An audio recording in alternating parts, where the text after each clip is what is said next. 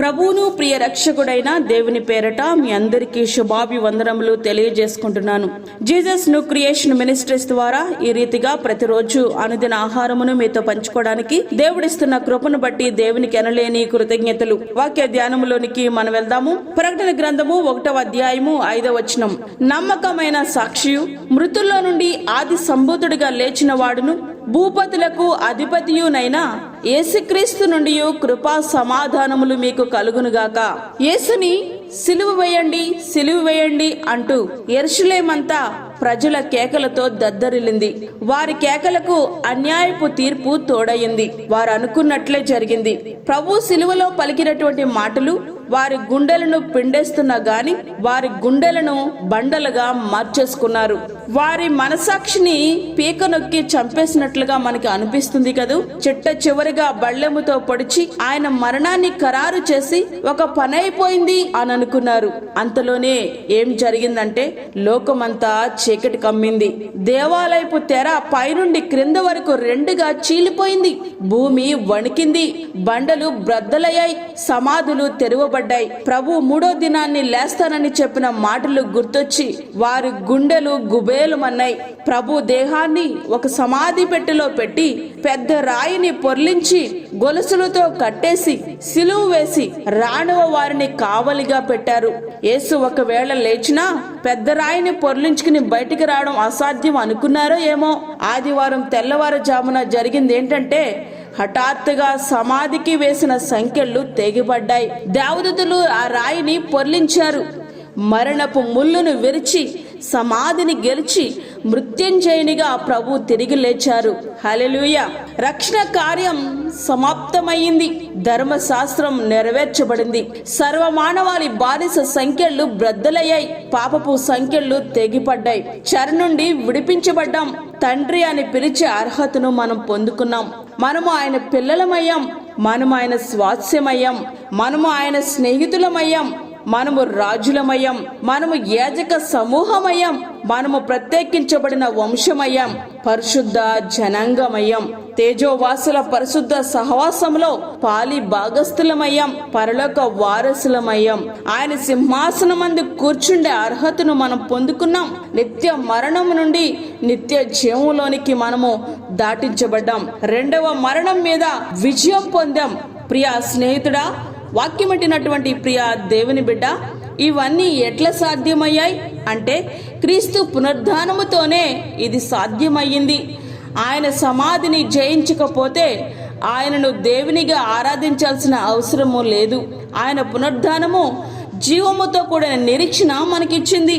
అంటే ఆయన ఏ రీతిగా మరణం మీద విజయము పొంది లేచారో ఒక దినాన్న మనలను కూడా తిరిగి లేపబోతున్నారు ఆయన అనేది జీవముతో కూడిన క్రైస్తవుల యొక్క నిరీక్షణ.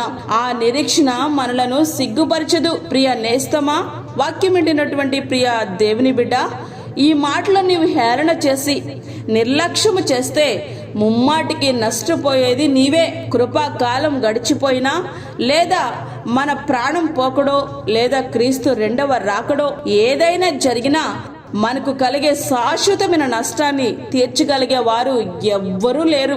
నిత్య మరణం లేదా నిత్య నరకం, నిత్య జీవం లేదా పరలోకం ఉన్నాయని ఎవరు చూచారు అంటూ ప్రశ్నిస్తూ నిన్ను నీవే మోసం చేసుకునే ప్రయత్నం చేయొద్దు. అదృశ్యమైన విషయాలను అర్థము చేసుకునే జ్ఞానం నీకు లేకపోవచ్చు. వాటిని గురించి చెప్పేవారు నీకు లేకపోవచ్చు. అయితే ఒక్క విషయం మాత్రం వాస్తవం. నీకు అర్థము కానంత మాత్రాన సత్యము కాకుండా పోదన్న మాట వాస్తవం. నీవు జన్మించక ముందు భూమి అనేది ఒకటి ఉందని నీకు తెలియదు కదా. జన్మించాకే నీకు తెలిసింది. అట్లనే మరణించాకే నీకు తెలుస్తుంది మరొక శాశ్వత లోకముందని. అప్పుడు తెలుసుకోవచ్చులే అంటే కుదరదు. అప్పుడు తెలుసుకున్నా ప్రయోజనం శూన్యం. ఇప్పుడు నీవు శరీరంతో భూమి మీద జీవించిన జీవితమే మరణం తర్వాత నిత్య జీవములో ఉండాలో నిత్య నరకములో ఉండాలో అనేది నిర్ణయించబడుతుంది. ప్రియ స్నేహితుడా, వాక్యమింటినటువంటి ప్రియ దేవుని బిడ్డ, చివరగా ఒక్క మాట. యేసుక్రీస్తుకు నీ జీవితం ఇంకను సమర్పించకపోతే నేడైనను ఆయన చిందించిన రుధిర దారల్లో నీ పాపములను కడుక్కుని పునరుద్ధానపు శక్తిని పొందుకుని రెండవ మరణాన్ని జయించి నిత్య జీవంలో ప్రవేశించుటకు మన హృదయాలను సిద్ధపరచుకుందాం. అట్టి కృప ధన్యత దేవుడు మనకు అనుగ్రహించునుగాక. ఆమేన్. వాక్యమైన ప్రియ దేవుని బిడ్డలారా, ప్రార్థనలో ఏకీభవించండి. పరిశుద్ధమైన తండ్రి, ప్రేమగల యేసు ప్రభువా, శ్రేష్టమైన మరి ఒక దినాన్ని మా జీవితంలో మీరు అనుగ్రహించారు. నీకు వందనాలు.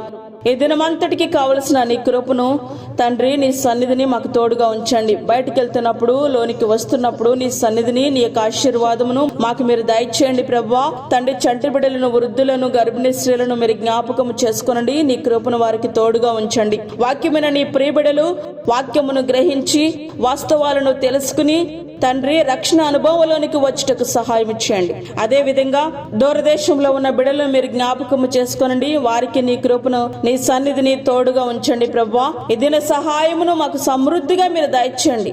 ఆయుష్ ఆరోగ్యము మాకు దయచేయండి. అప్పుల బాధలతో ఇబ్బంది పడుచున్న నీ బిడ్డలు జ్ఞాపకం చేసుకోనండి. అలాగే గర్భఫలము కొరకు ఎదురు చూస్తున్న బిడ్డలకు గర్భఫలం మీరు దయచేయండి ప్రభువా. నీ కృపగల హస్తముల క్రింద ప్రియ బిడ్డలను భద్రపరిచి ఈ రాజ్యము కొరకు ఎదురు చూసే కృప మాకు దయచేయండి. మాకు కాదు యెహోవా, మాకు కాదు, సమస్త మహిమ ప్రభావాలు మీకే ఆరోపించుకుంటూ యేసు పరిశుద్ధ నామమున అడిగి వేడుకుంటున్నాము తండ్రి. ఆమేన్. ఈ యొక్క వర్తమానాలను మీ బంధువులకు, మీ స్నేహితులకు షేర్ చేయండి. దేవుని పనిలో మీరు కూడా పాలిభాగస్తులు కండి. అదే విధంగా మీ ప్రార్థన అవసరతలు మాకు తెలియచేయండి. మా ఫోన్ నంబర్ 9177377559. దేవుడు మిమ్మును, మీ కుటుంబమును దీవించునుగాక. ఆమేన్. దేవుని సేవలో మీ సహోదరి అన్నామణి సాల్మన్.